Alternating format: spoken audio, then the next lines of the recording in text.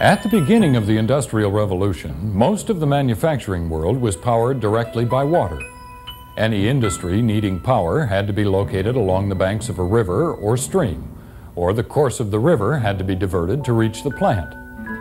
It was the Welsh who first employed steam power in industry to operate the great mine pumps that lifted standing water from working mines.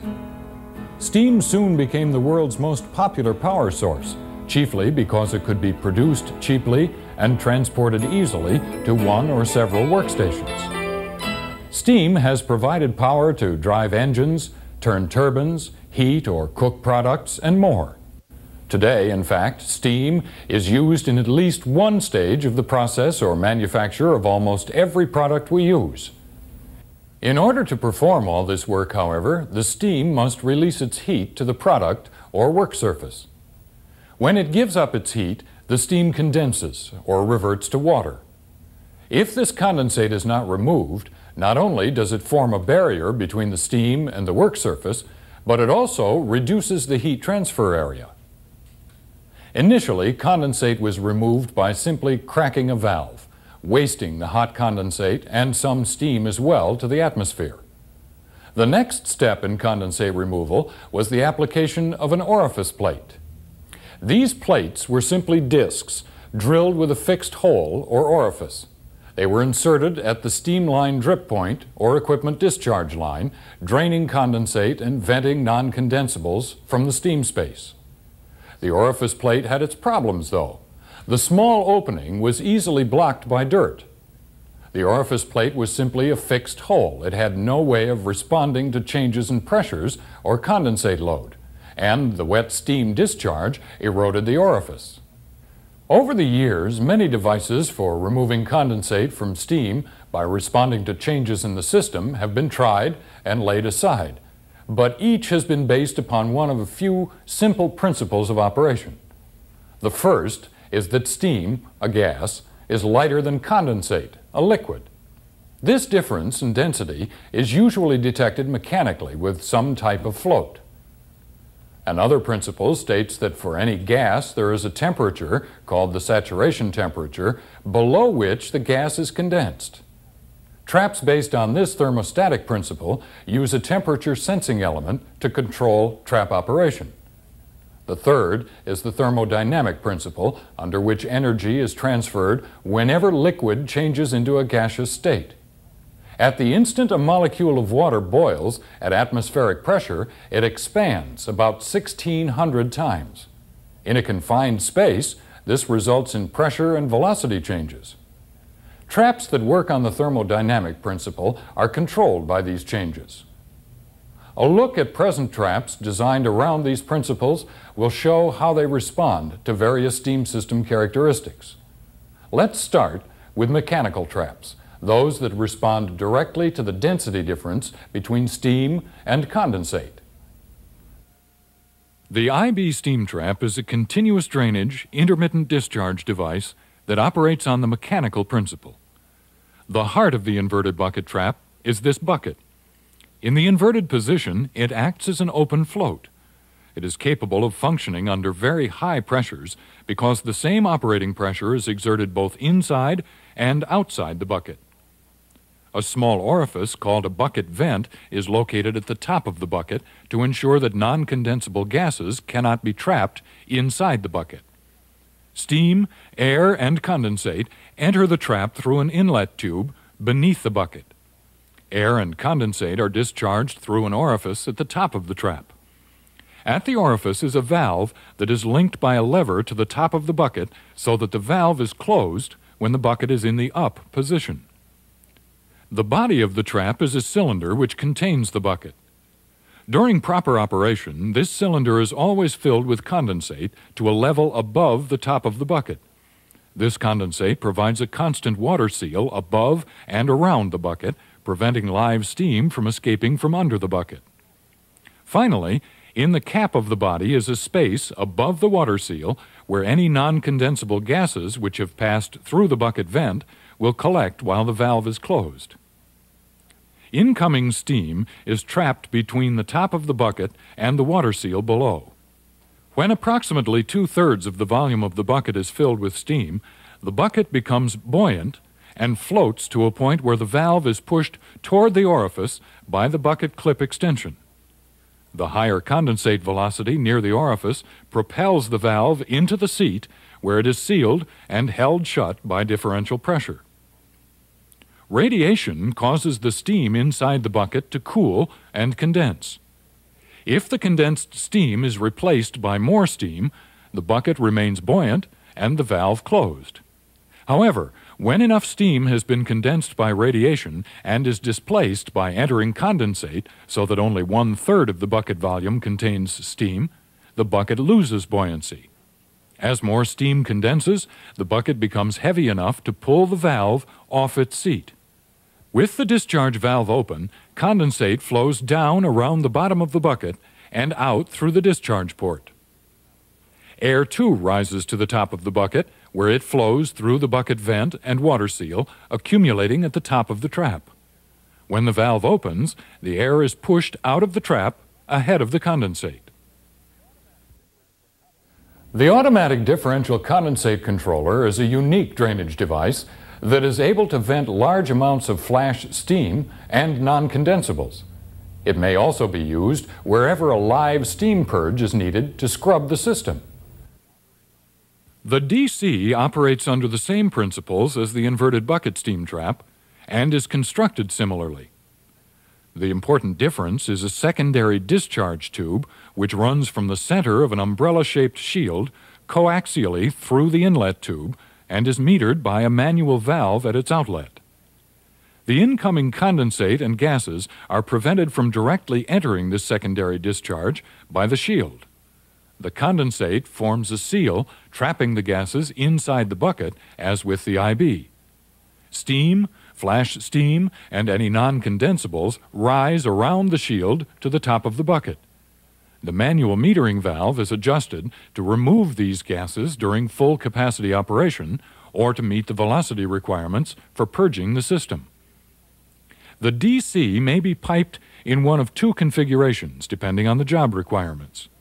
For secondary steam recovery, the discharge of the metering valve is piped to a separator and then to the top of a secondary steam header and transported to other workstations. If the flash steam and non-condensables are to be removed but not used in a secondary steam system, pipe the discharge of the manual metering valve directly to the condensate return line. At startup, steam, condensate, and air enter the inlet tube beneath the bucket. With the IB valve wide open, air is discharged through both outlet ports. Condensate fills the trap and drains through the main discharge port until enough steam collects under the bucket to float it, closing the main valve. The discharge of condensate is controlled by the position of the bucket, as with the IB trap. The manual metering valve controls the discharge of steam, flash steam, and air from the secondary outlet. Float and thermostatic traps offer a combination of mechanical and thermostatic operation. A closed float is used to sense the density difference between a gas and a liquid. The float is attached to one end of a lever which pivots inside the trap. At the opposite end of this lever is a valve that is seated when the float is at rest. Condensate enters through the inlet near the top of the trap and raises the float, opening the valve. The condensate drains from the trap through the outlet near the bottom, leaving a condensate seal between the inlet and the valve. Above this seal, near the top of the trap, is a thermostatic bellows. The bellows responds to temperature change. When this space is filled with hot steam, the thermostatic valve is closed. Non-condensables, such as air, mix with the steam and cool the space near the top of the trap. When the bellows element cools sufficiently, the thermostatic valve will open and vent these gases into a passage leading to the trap discharge. At startup, the float is down, the float valve closed, and the thermostatic valve wide open. Non-condensable gases reaching the trap are immediately vented through the thermostatic valve at the top of the trap. Condensate collects at the bottom of the trap until the float begins to rise, opening the float valve. The float valve normally drains continuously from this point. The condensate level in the trap lowers and raises the float height, thus modulating the discharge flow. When steam reaches the trap, it collects above the condensate level and heats the thermostatic element, closing its valve. Hereafter, the thermostatic valve will open intermittently to vent mixtures of non-condensables and steam. Should the trap become waterlogged, cooled condensate would open this valve and drain to the discharge line. Thermostatic traps are opened and closed by temperature changes of the liquids and gases inside them. One type of thermostatic steam trap is the Bellows Trap, named for the accordion-like cylinder that operates the valve. The bellows contains a liquid charge which vaporizes at or slightly below the boiling point of water. One end of the bellows is secured within the body of the trap. The valve is located at the opposite end of the bellows. When the bellows charge vaporizes, the pressure inside the bellows increases. A sufficient increase in this pressure expands the bellows to seat the valve. There are two methods of constructing a bellows trap which determine, among other things, how the trap will fail, open or closed. In both methods, the liquid charge is added and then a vacuum is drawn in the bellows, compressing it to an internal stop. Only water is used as the bellows charge of the trap which will fail closed, and the valve is positioned to seat just short of the bellows' free length.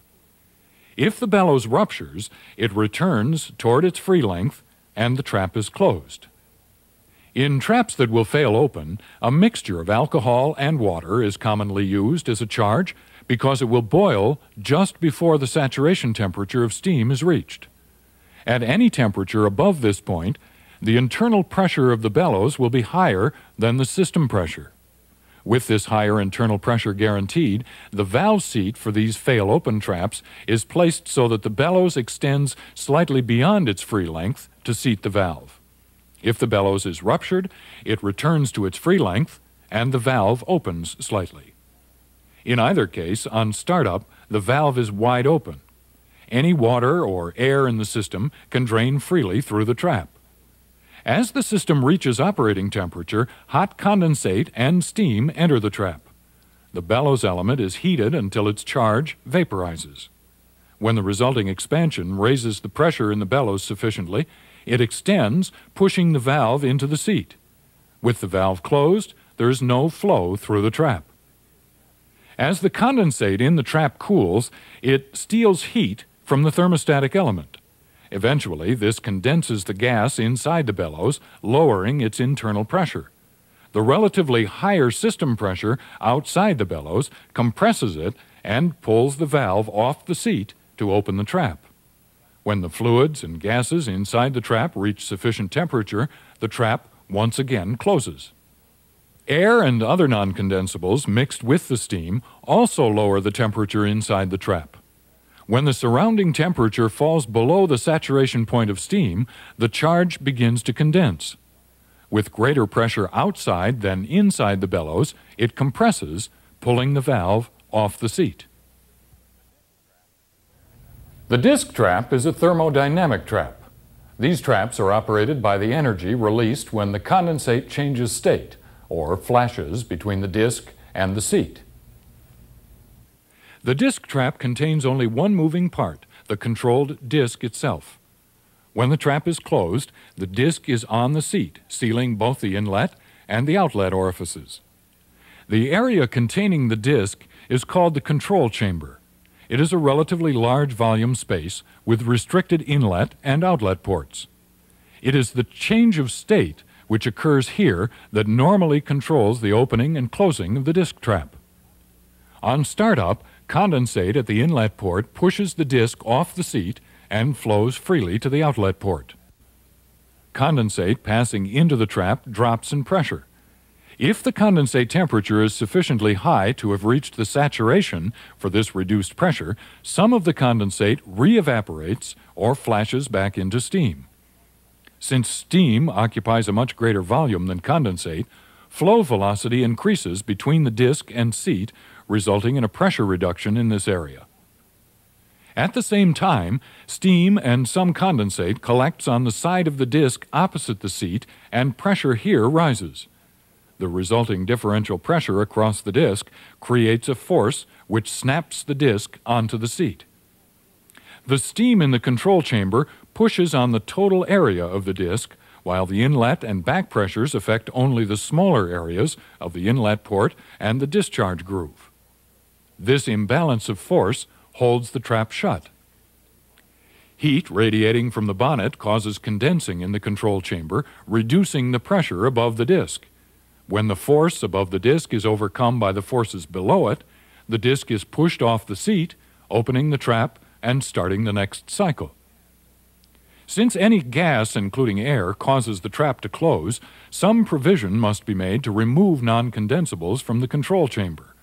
This is usually accomplished with a rough grind applied to the seating side of the disc, or a bleed passage machined between the control chamber and the outlet. In an ideal environment, all of these traps might function equally well.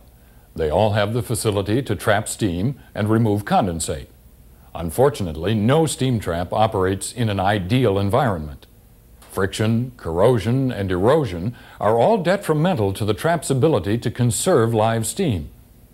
The operating principles themselves will determine how fast the trap responds to changing condensate loads and how well the trap seals under non-ideal or intermittent conditions. The standards and materials used in manufacturing the trap also affect its service life. Steam systems themselves are dynamic.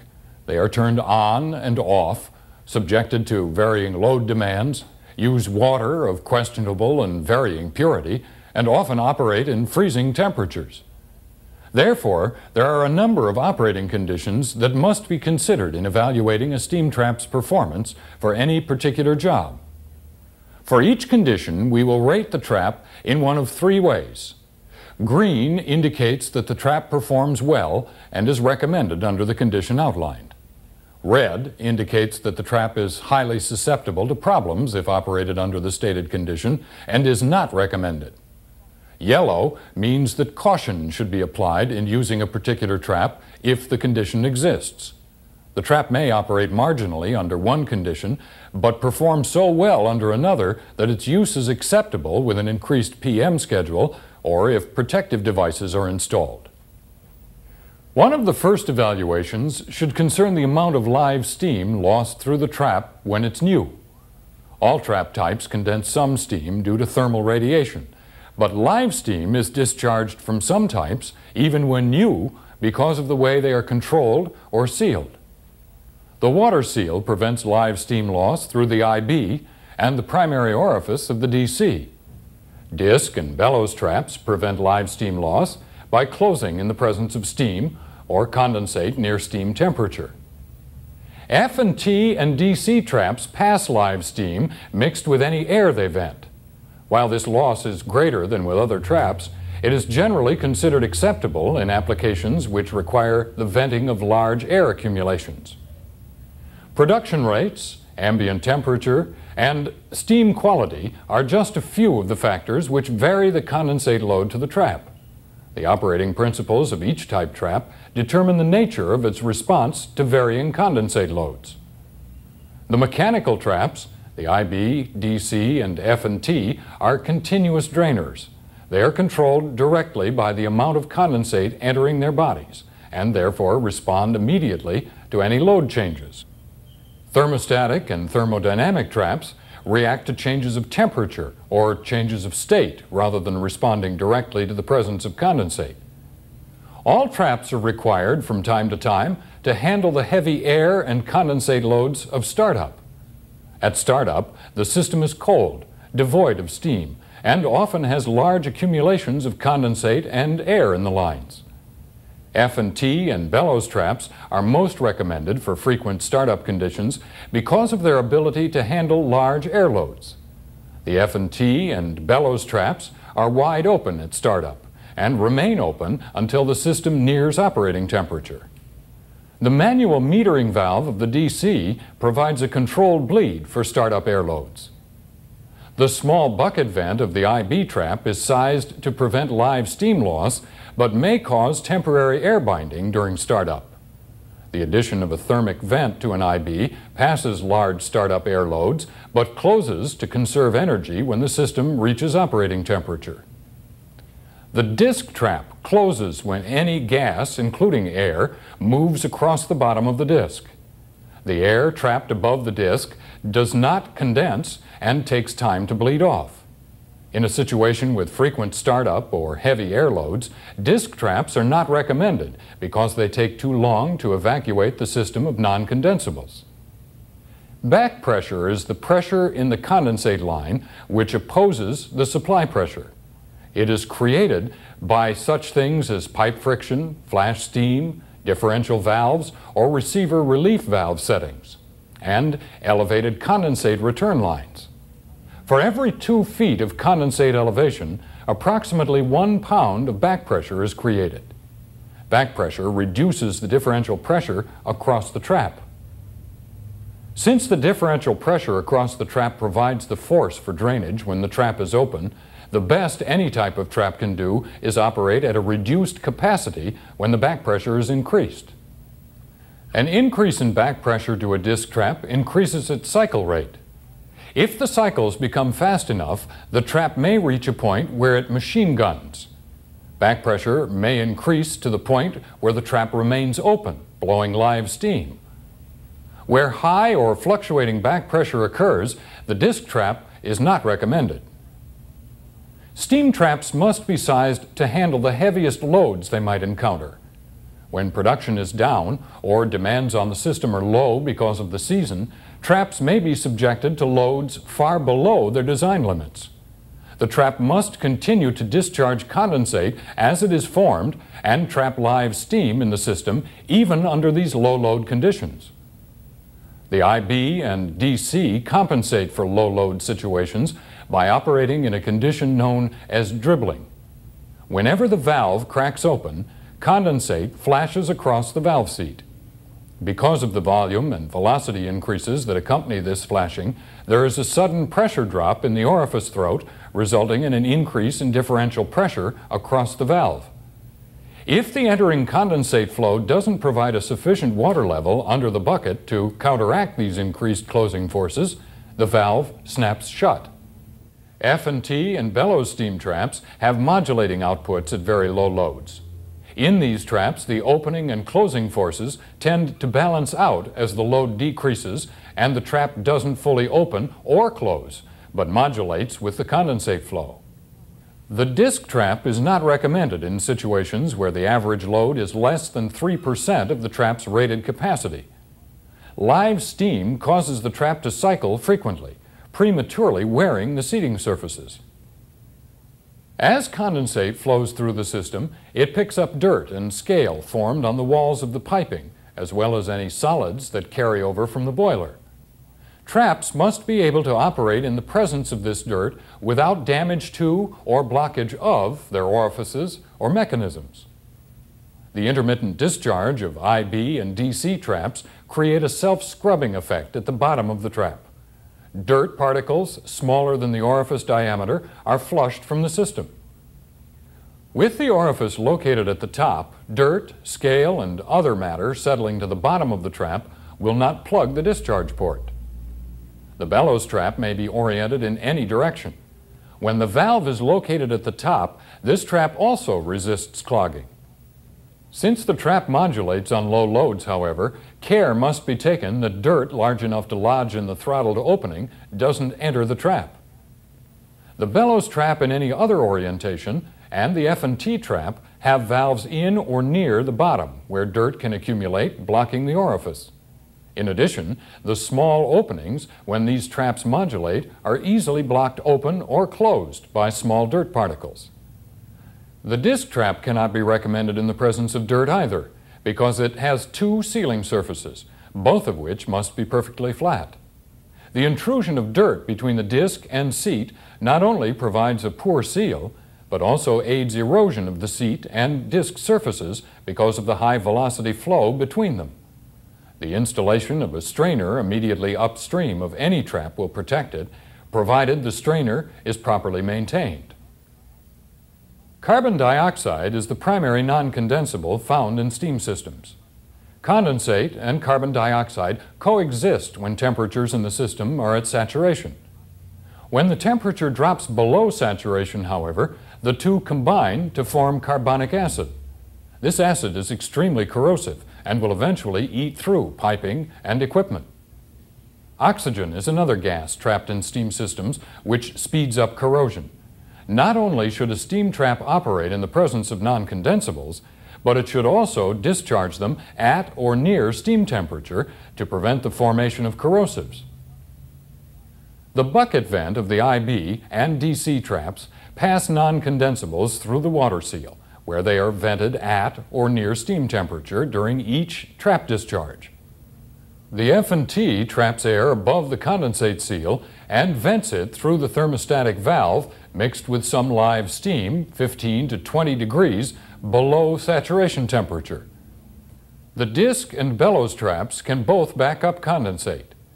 Although this subcools the condensate and air mix, there may be advantages to some systems in using the sensible heat in the water that outweigh the risks of corrosion. Water hammer can be a very destructive force. Water, like steel, is incompressible. It doesn't give. Hydraulic, thermal, or differential shock can send 100-pound columns of water accelerating toward a trap with devastating results. Although well-designed systems minimize the occurrence and severity of water hammer, its effects on a trap's performance must be considered in many situations. Traps that are designed to resist these damaging forces are recommended where water hammer is likely.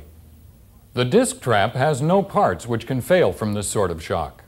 The IB and DC traps use open floats with the same internal and external pressures, making these resistant to water hammer. The same cannot be said for bellows or F&T traps, however. The fixed internal pressures in the float and bellows elements make them likely to collapse when subjected to these pressures. One of the most common uses of steam is to heat a product or maintain its temperature in a freezing environment. In these applications, when the system is shut down or when pressure is lost for a period of time because of a line or component failure, condensate can be subjected to sub-freezing temperatures. Even with the best insulation and installation procedures, the ability of the trap to resist damage from freezing should be considered for this service. Freezing conditions require a trap to withstand abnormal pressures, the results of which are much the same as with water hammer. The IB, DC, and disc can withstand some freezing without trouble, with the addition that the stainless steel IBs can actually expand under severe conditions and still operate after they are thawed. The more delicate bellows elements and the float in the F&T can be crushed if they retain condensate in their bodies when temperatures drop below freezing. The final, and probably the most important requirement, is service life. The service life of a steam trap is the amount of time it operates efficiently, conserving steam and removing non-condensables and condensate from the system. The benefit of long service life is lower operating expense. Generally, savings are realized from reduced energy consumption, repair or replacement costs, and downtime for maintenance. Obviously, all of the other requirements we've spoken of contribute to the overall life of the trap, along with the materials chosen for the trap and the care taken in its design and assembly. Both the IB and DC have excellent service life. They have low initial steam loss and respond favorably under the conditions we've looked at. Although the DC discharges some live steam mixed with the air in order to purge non-condensables, it handles large air loads better than the IB. The F&T trap is most often used on modulating systems because it is a continuous drainer that handles startup air loads and light condensate loads well. It may have a good service life if caution is taken to prevent damage to the trap in systems where dirt, freezing, and water hammer are likely to occur. Bellows traps can also have a good service life provided they are protected against water hammer. They can be piped in any orientation and they have good startup characteristics. Bellows traps do back up condensate, however, and the increased corrosion and water hammer potential may be a problem. The service life of the disc trap is expected to be short. Under heavy loads, the disc trap backs up the condensate, and on light loads, the high velocities through the orifice, as well as the violent impact of the disc on the seat, make the trap especially susceptible to wear. There's a proper trap available for any steam system. By balancing the requirements of your product with the conditions in your system, you can determine the trap most suitable for your application. Following this selection with proper installation, inspection, and maintenance ensures long life and low operating costs. At Armstrong, we make a steam trap for every situation. Your Armstrong representative has other videotapes and additional training materials. He is always glad to help you by providing further information on selecting, installing, and maintaining your traps.